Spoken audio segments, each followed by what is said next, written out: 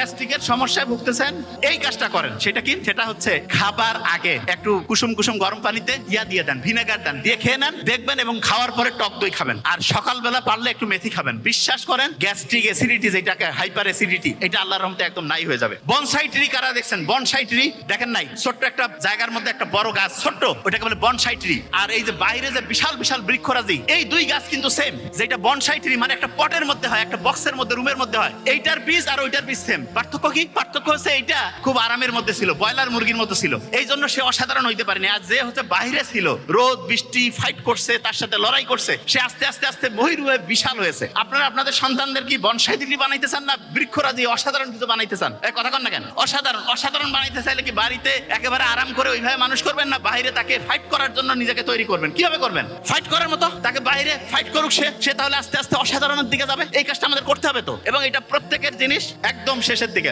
Gold ফিশের নাম শুনছেন? Gold fish, এইটা দেখা যায় গোল্ড ফিশ 9 সেকেন্ড পর্যন্ত একটা জায়গায় ফোকাস করতে পারে। আমরা যারা মানুষ আছে না, মাইক্রোসফট কোম্পানি বের করছে মাত্র 8 সেকেন্ড আমরা ফোকাস করতে পারি। কয় সেকেন্ড? 8 সেকেন্ড। এত ব্রেইনের ক্যাপাসিটি কমছে। কারণটা কি? কারণ হচ্ছে আমরা দেখা যায় অপ্রয়োজনীয় জিনিস নিয়ে মোবাইলে খালি টাইম লস করতেছি, ঝগড়াঝাটি করতেছি, এবং বেশিরভাগ জনের